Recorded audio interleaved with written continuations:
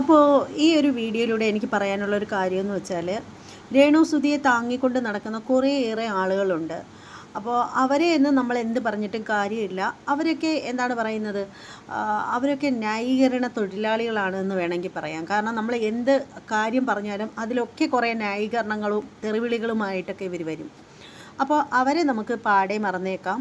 അല്ലാണ്ടിപ്പോൾ എനിക്ക് പറയാനുള്ളൊരു കാര്യമെന്ന് വെച്ചാൽ, ഇപ്പോൾ രേണു സുധിയുടെ ഒരു പുതിയ റീൽസ് വന്നിട്ടുണ്ടായിരുന്നു. അതിനകത്ത് ശരിക്കും ഇവർ എന്ത് വൃത്തികേടാണ് കാണിക്കുന്നതെന്ന് വെച്ചാൽ, ഒന്നുകിൽ നമ്മുടെ സ്ഥാനം, നമ്മൾ ആരാണ് എന്നുള്ളൊരു ധാരണ അവരവർക്ക് തന്നെ ഉണ്ടാവണ്ടേ.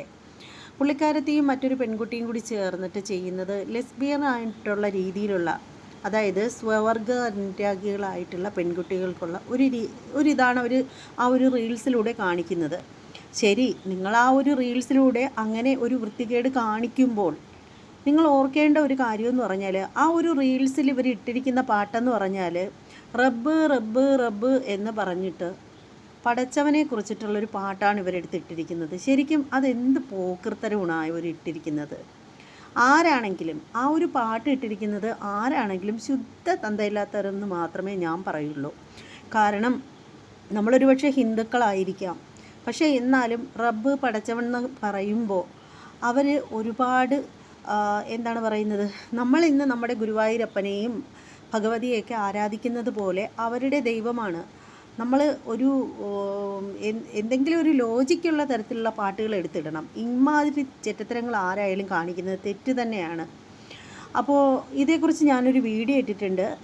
ആ വീഡിയോ കാണണമെന്നുള്ളവർ ഷോർട്ട് വീഡിയോയുടെ താഴെയായിട്ട് കാണുന്ന റിലേറ്റഡ് വീഡിയോ എന്നെഴുതിയിരിക്കുന്ന ഭാഗത്ത് ക്ലിക്ക് ചെയ്താൽ ഇതിൻ്റെ മെയിൻ വീഡിയോയിലേക്ക് എത്തിച്ചേരാൻ സാധിക്കുന്നതാണ്.